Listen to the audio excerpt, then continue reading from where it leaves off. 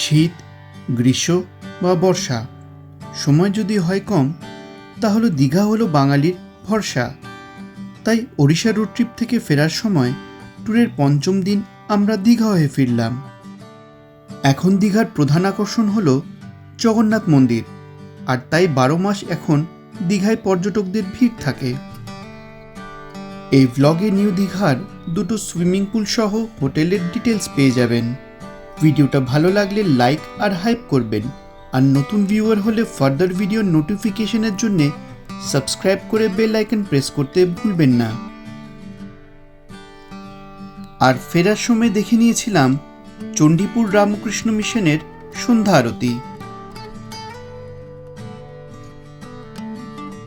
এর আগের পর্বে ওড়িশার একদম অফবিট একটা সি বিচের ডিটেলস আপনাদের সামনে নিয়ে এসেছিলাম, যেখানে যতদূর অবধি দৃষ্টি পৌঁছাচ্ছিল শুধু ঝিনুক আর কাঁকড়া চোখে পড়ছিল। আর নির্জন নিরিবিলি সি বিচের সৌন্দর্য বাড়ি দিয়েছিল ওখানকার ঘন ঝাউবন। ভিডিওর মধ্যে ছিল একটা ভালো হোটেলের ডিটেলস। ট্যুরের পঞ্চম দিন সকালে আমরা হোটেল থেকে চেক আউট করে বেরিয়ে পড়লাম। অন দ্য ওয়ে আমরা একটা ধাবায় ব্রেকফাস্ট করে নিলাম। বালাসোর থেকে কলকাতায় আসার জন্যে আপনাকে জালেশ্বর, বেলদা, খড়গপুর হয়ে আসতে হবে। দ্বিতীয় অপশন হলো জালেশ্বর থেকে রাইট টার্ন নিয়ে দীঘা হয়ে ফেরার রুট। এই রুটটা একটু লম্বা হলেও আমরা এই রুটটা প্রেফার করলাম। তার কারণ হলো আমি আমার রোড ট্রিপস ম্যাক্সিমাম ইউটিলাইজ করার চেষ্টা করি, আর চেষ্টা করি প্রত্যেক রোড ট্রিপে অ্যাটলিস্ট 4-5টা ডেস্টিনেশন ঘোরার। এটা তোমার জলেশ্বর না? ডান দিকে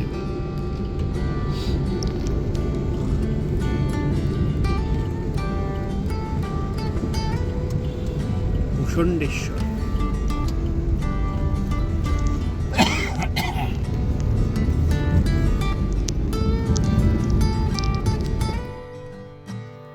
বালাসোর থেকে দীঘার দূরত্ব হলো প্রায় 95 কিলোমিটার, আর সময় লাগে প্রায় 2.5 ঘন্টা।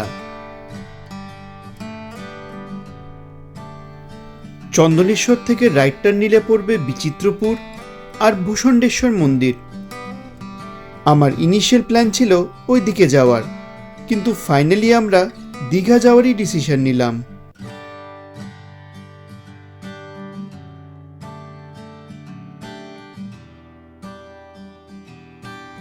দীঘায় পৌঁছে আগে লাঞ্চ করে নিলাম, আর হোটেলের যে রেলিং দেখছেন ওই ব্যালকনিতেই হলো ওদের সুইমিং পুল। লাঞ্চের অর্ডার দিয়ে হোটেলের রিসেপশনে চলে গেলাম। রিকোয়েস্ট করলাম ওদের একটা রুম ট্যুর করাতে। ডিলাক্স রুমের কেমন ট্যারিফ? ডিলাক্স রুমে স্যার আজকের ডেটে ট্যারিফ আছে 3,500 টাকা। 3.5। আর যেটা সুপার ডিলাক্স বা ওই ধরনের? সুপার ডিলাক্স নেই, ফ্যামিলি আছে, যেটাতে আপনারা 4 জন থাকতে পারবেন। 4 বেডেড রুম। 4 বেড। কত ওটার ট্যারিফ? 5,500 টাকা। Check in check out time কেমন? দীঘার জন্য স্যার চেক আউট টাইম আছে, চেক ইন টাইম আপনার 11:30 আর চেক আউট টাইম 12:30। এদের হোটেল আর রিসোর্ট আপনি অনেক জায়গাতেই পেয়ে যাবেন, আর দীঘার হোটেলের কন্ট্যাক্ট ডিটেলস আমি এখানে দিয়ে রাখলাম। ইন দ্য মিন টাইম আমাদের লাঞ্চ রেডি ছিল, তাই আমরা রেস্তোরাঁয় চলে আসলাম। খাবারের টেস্ট আমাদের ভালোই লাগলো।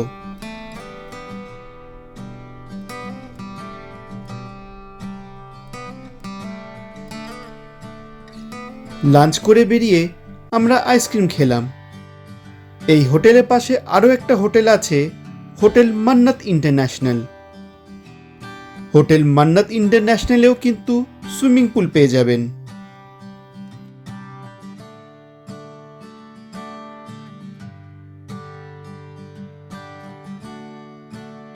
ডিলাক্স রুমটা কেমন ট্যারিফ? 2500। আর সুপার ডিলাক্স 2600। ও ডিলাক্স 2500 আর সুপার ডিলাক্স 2600।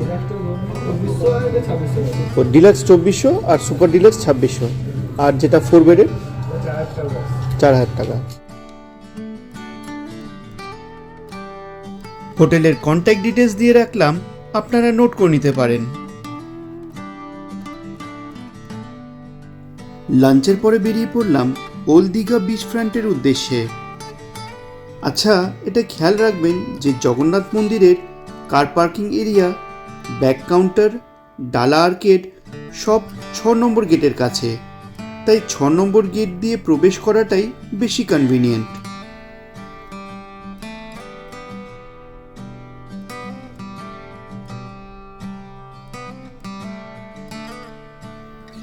আর ফাইনালি পৌঁছে গেলাম ওল্ড দীঘা বিচ ফ্রন্টে।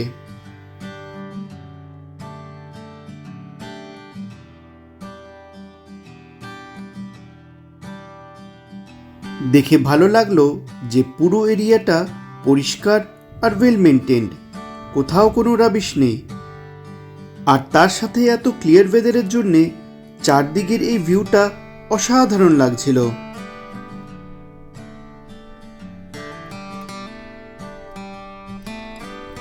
আমরা দুপুরবেলায় এসেছিলাম বলেই হয়তো ভিড় কম ছিল, সন্ধেবেলায় কিন্তু এখানে ভালোই ভিড় থাকে। আর এই দিকে হচ্ছে দীঘার মোহনা, এখান থেকে শুরু হচ্ছে ওল্ড দীঘার এই সি বিচ।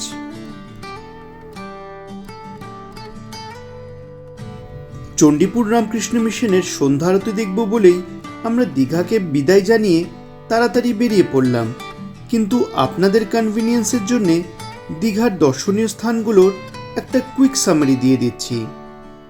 আমরা যে ট্রিপে জগন্নাথ মন্দির গিয়েছিলাম তখন মন্দিরের ভেতরে শুধু মোবাইল ক্যামেরা ব্যবহার করতে দিচ্ছিল, কিন্তু এখন সেটাও করতে দিচ্ছে না। কোনো ব্যাগ বা মাদকদ্রব্য নিয়ে প্রবেশ নিষিদ্ধ।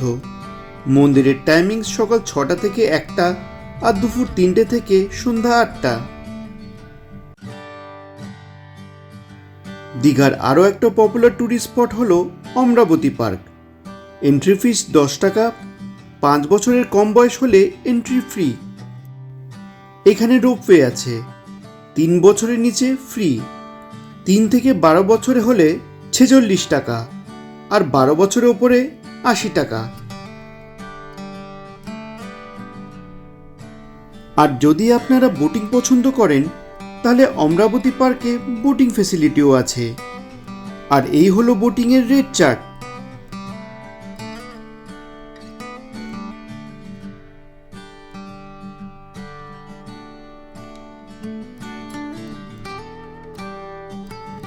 দীঘার আরও একটা সুন্দর ট্যুরিস্ট স্পট হলো এখানকার নেচার ট্রেল।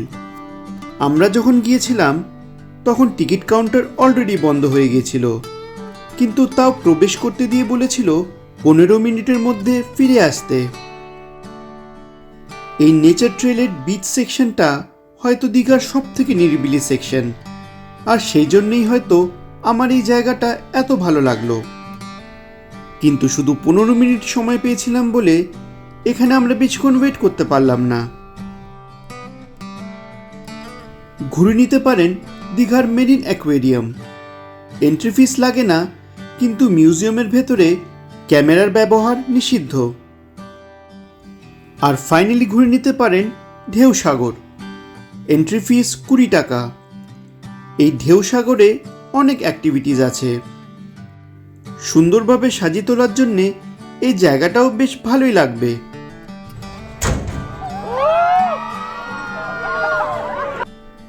এবার চলুন আবার আমাদের ব্লগে ফিরে আসি। দীঘা থেকে চণ্ডীপুর রামকৃষ্ণ মিশনের দূরত্ব হলো প্রায় 75 কিলোমিটার আর সময় লাগে প্রায় 2 ঘন্টা।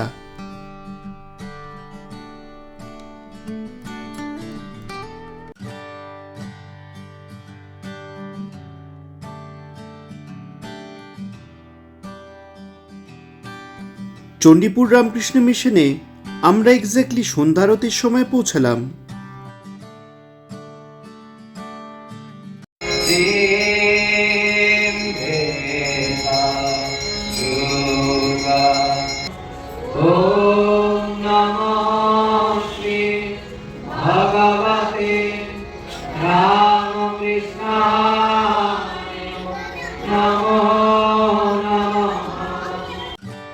জয় ঠাকুর, জয় মা, জয় স্বামীজি।